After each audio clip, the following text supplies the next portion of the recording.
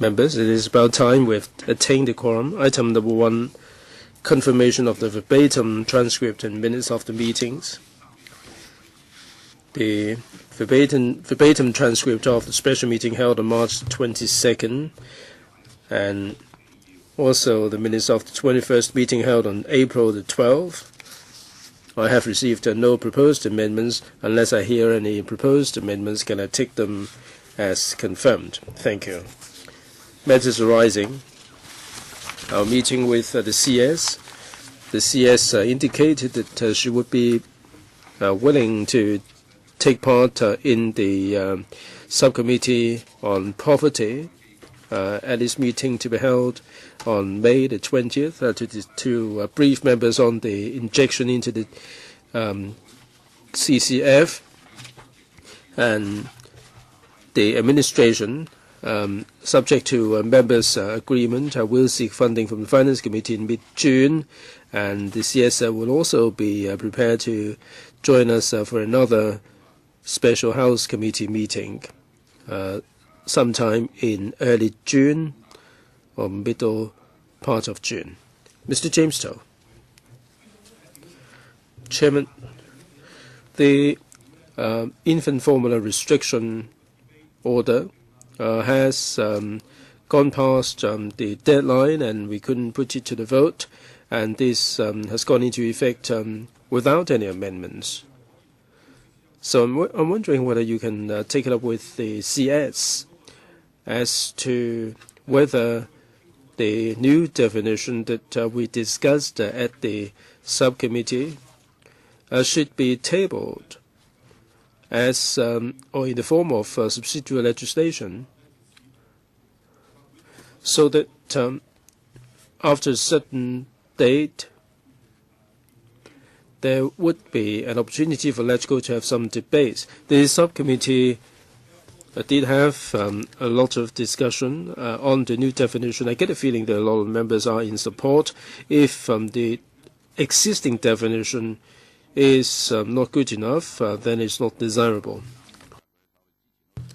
Ms. Sit Ho intended to speak on this point. Ms. Sit Ho, please. Chairman, unfortunately, we couldn't see the amendments being discussed or being voted on. Eventually, at the subcommittee, the administration agreed to have a new definition for members. If we can put it to the vote, we're going to have a better definition, but the existing definition is still in force. Now, I heard from the administration that they've issued guidelines to the Customs and Excise with pictures involved. It would be ridiculous if they have to enforce the law according to the pictures. Now, the law is not merely for the Customs and Excise, it is also for the members of the public. They have to be informed as to what is within the law, what is not within the law. I rung up the administration to disclose this set of guidelines, but they refused. I think the best course of action is for the administration to present the amended definition. I don't think we would be able to get the sunset clause in place in time, but at least that they should disclose the set of enforcement guidelines for the members of the public to know where they stand. Right, there you go. We heard from Ms. Sit Ho, and there are different ways of going about it. The best course of action is for the chairman of the panel, Mr. Alan Leung, to write to the administration. I don't want to take over the job of the panel. However, I will be taking this up with the CS when we next meet for her to urge the Bureau to address members' concerns. Comments, please. All right, that's how we proceed. Business arising from previous council meetings. Legal Services Division report on bill referred to the House in accordance with Rule 54.4. Legal advisor, please. Chairman, thank you. Will members please refer to paper LS 40. This is the Stamp Duty Amendment Bill 2013. The bill seeks to amend the stamp duty ordinance to increase the stamp duty on certain instruments dealing with immovable properties acquired on or after 23rd of February 2013 to make agreements unless the buyer is not a Hong Kong resident, the stamp duty will be so imposed. I'm sure that members are aware that this is the second set of measures to cool the property market. There is also a mechanism to return the duty. There is also an empowering provision for the Financial Secretary to amend certain matters specified in the first schedule to Cap 117. The FA panel and the housing panel were consulted at the meeting on March 23rd. Members raised lots of concerns at the panel meeting. I suppose the members would like to have a Bills Committee on this bill. Bills Committee. Mr. Sin Chung Kai proposes. Who would like to join? Right, there'll be further invitations. And Mr. Chen Kam Nam. Okay, there will be further invitation for members. Next, Legal Service Division report on subsidiary legislation, gazetted on April 12. Legal advisor, please. Members, please refer to paper LS 39. There are 4 sets of subsidiary legislation. 3 have to be presented to LegCo for scrutiny. The first one is the banking capital rules,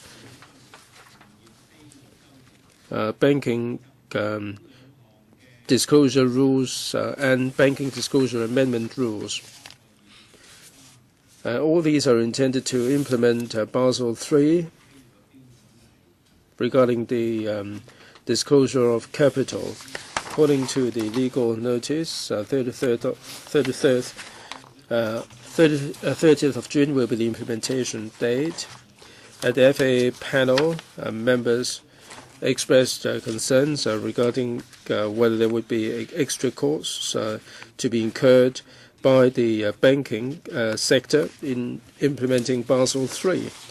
Chairman will have highlighted some of the drafting issues with the administration, and we've just got a reply. We'll see whether further report will be submitted to members.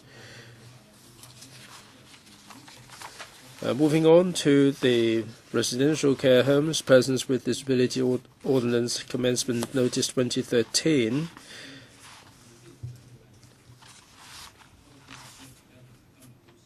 Chairman, the 10th of June will be the commencement date for Part 2 of the ordinance. All the details are set out in the paper. I don't have anything further to add. The third part is the United Nations Sanctions Democratic People's Republic of Korea regulation or amendment regulation. Chairman, this does not have to be presented to the Council for scrutiny, but we do have a subcommittee on this kind of regulation. I'm sure the members would agree that this be referred to the subcommittee for scrutiny. All right. The first part is the banking ordinance. Mr. Sin, Chairman, we did look at similar sets before, so I think we can have a look at this. Mr. Sin proposes a subcommittee on the banking rules. No objection. Who would like to join? All right, and there will be further circulation of invitation. All right, the residential care homes, persons with disabilities.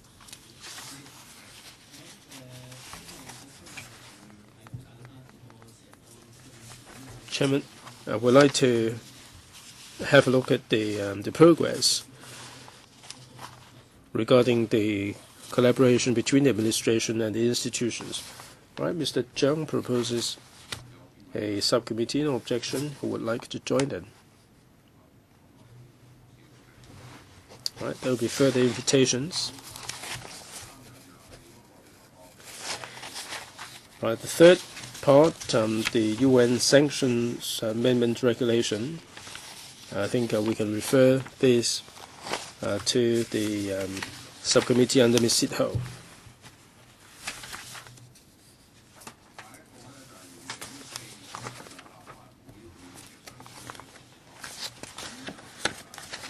Right, the next one is further business for the council meeting on the 24th of April. There will be unfinished business to be handled at the council.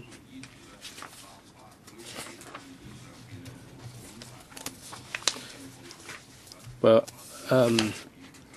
under Rule 7E of the House Rules, in the event that the debate on Appropriation Bill 2013 has to stand over to the Council meeting on May the 8th, and any subsequent meetings, there will be no arrangement for members to put oral questions to the government at those Council meetings. So there will be no oral questions for May the 8th. And the 22 questions will all be written questions. Ms. Semilau. Ms. Sit-ho is my buddy, but I'm not Sit-ho. I'm Emily Lau. Chairman, can you tell us about the arrangement for next Wednesday? Are we going to have the debates joined together or what? Secretary General.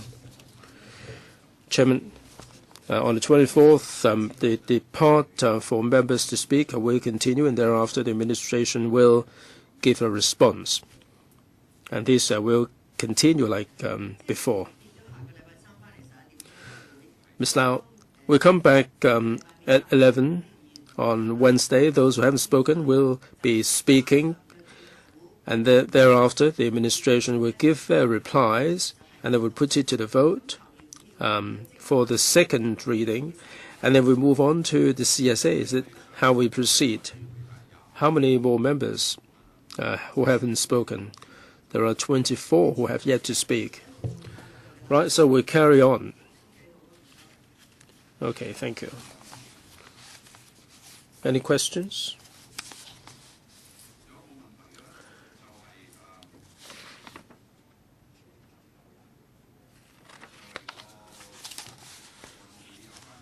If not, then report number 15, stroke 12 to 13 of House Committee on Consideration of Subsidiary Legislation and Other Instruments. The deadline for amendment is April the 24th. Members, please note this report. As of now, there are no members who have indicated their intention to speak. Next, business for the Council meeting, advance information for the meeting on May the 8th. Members' bills, first reading and second reading. Professional Accountants Amendment Bill 2013. Mr. Kenneth Leung will present the bill to the Council on May the 8th, and we will consider that on May the 10th. But if filibustering is going to happen, then this bill will not be subject to first reading on May the 8th. There are 7 BCs, 7 subcommittees under the House, and 7 subcommittees on policy issues under panels that are currently in action. There are 3 on the waiting list. Any questions? If not, any other business? No AOP. Right, I've got a question about next Wednesday, and also the debate on the budget. Is it the case that from Monday to Friday we're going to have the meeting from 9 to 10? What about weekends or public holidays? After the House, will the meeting carry on after the House Committee or what? SG. Chairman, thank you. Well, the President told us to solicit members' views. We have just collected members' views, and we'll make a report to the members and make a report to the President.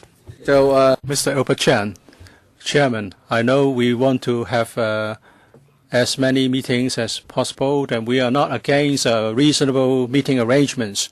But Chairman, please talk to the President on the 29th, on Monday, the 29th. The 3 members from the People Power will have to attend a court hearing. We don't know whether we will be imprisoned, sent to prison. Of course, that may be welcomed by some other members. So if the President is agreeable, maybe we can skip that morning meeting. And if we are okay, we'll return in the afternoon. Sorry to have disappointed Ms. Zhang. But the Secretary General has heard you, and your views will be reflected accordingly. Mr. Leung Kwok-hong, Mr. Raymond Wong, you're not Mr. Leung Kwok-hong, are you? Of course, we have to abide by rules.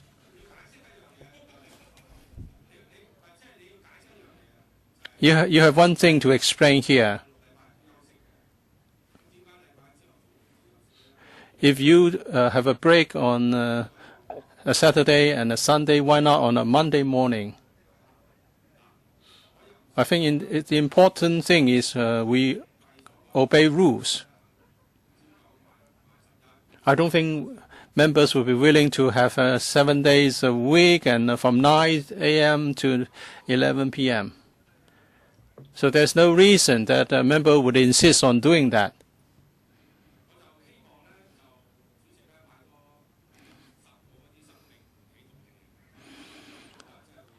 Well, I hope the President will purchase 10 more sets of resuscitator, because many members would endanger their lives.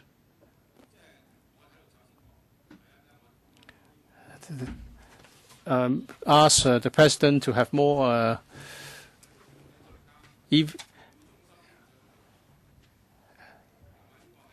emergencies and equipment. I know you are very concerned because this is a battle, but you have to take rest so you can share or divide up the time proportionately. Well, I'm just thinking about your well-being. We know that 3 members will have to attend a court hearing on Monday. But this House committee meeting is not really about making arrangements for our meeting. The Secretariat has to gather all the information, and the information will be passed on to the President for his consideration. I don't think this is the right forum to discuss how meetings should be conducted. So we have expressed our views, so there's no need to repeat. Mr. Wong Yuk-man, you have 1 minute to express your views. I just want to know your views.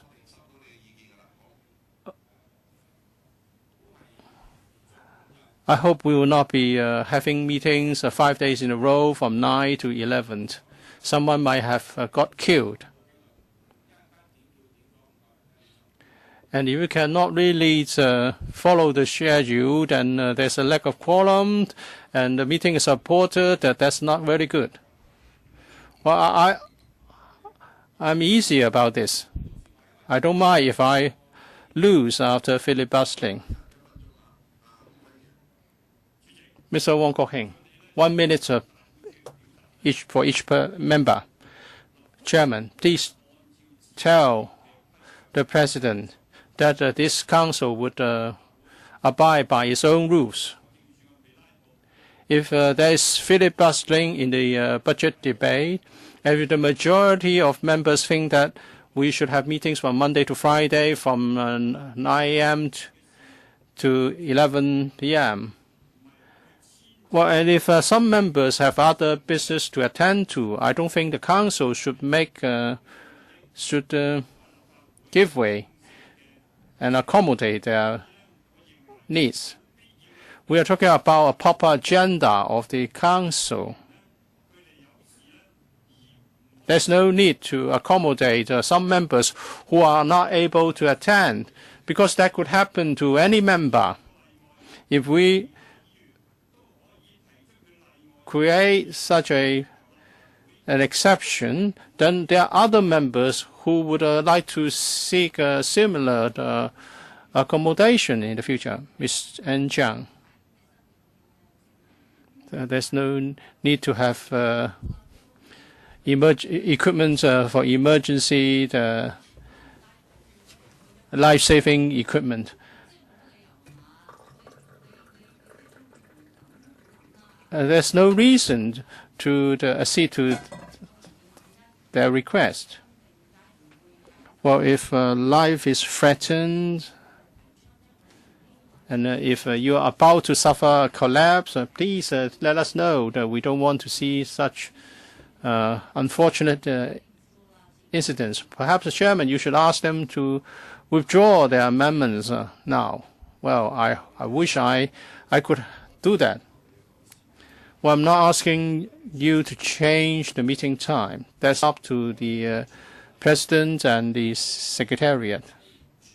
On that day, that we would be in court. There's a chance that we will be sent to prison.